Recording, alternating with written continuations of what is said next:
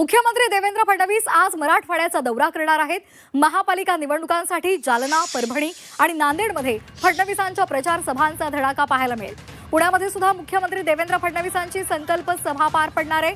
पुण्यामध्ये फडणवीसांच्या 2 जाहीर सभा होणार आहेत। येरवडा आणि कात्रज परिसरामध्ये मुख्यमंत्री फडणवीस प्रचार सभा घेणार आहेत।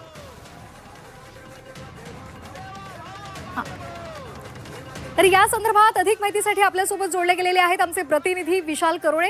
विशाल, आज मुख्यमंत्र्यांच्या सभांचा धडाका आपल्याला पाहायला मिळणार आहे। कोणकोणत्या सभा आणि कुठे कुठे होणार आहेत, काय अधिकची माहिती आहे?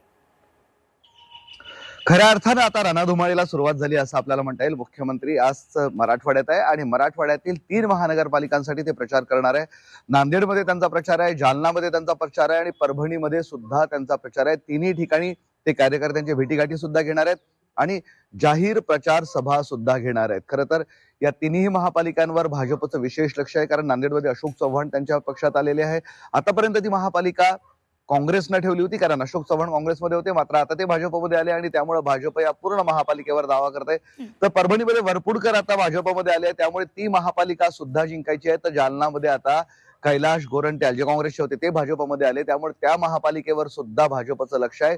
या तिन्ही महापालिका सर करण्यासाठी आता मुख्यमंत्री मैदानात उतरत असल्याचं चित्र आहे। खरं तर भाजपनं मराठवाड्यावर चांगलंच लक्ष केंद्रित केलेलं आहे। आज मुख्यमंत्री 3 सभा घेत आहे, सोबतच येत्या 8 तारखेला संभाजीनगरमध्ये मुख्यमंत्री एक सभा घेणार आहे आणि ही सभा जवळपास 80 वॉर्डामध्ये व्हर्च्युअल लाईव्ह दाखवण्यात येणार आहे। म्हणजे प्रत्येक वॉर्डामध्ये मुख्यमंत्र्यांना जाणं शक्य नाही, मात्र मुख्यमंत्री प्रत्येक वॉर्डात पोहोचण्याचा प्रयत्न करतायत आणि त्यातून या व्हर्च्युअल सभेचं सुद्धा आयोजन करण्यात आलंय। त्यामुळे भाजपचं मराठवाड्यावर विशेष लक्ष आहे असं आपण निश्चित म्हणू शकतो आणि जवळपास सगळेच मोठे भाजप नेते आता मराठवाड्यात प्रचारासाठी उतरताना दिसत आहेत।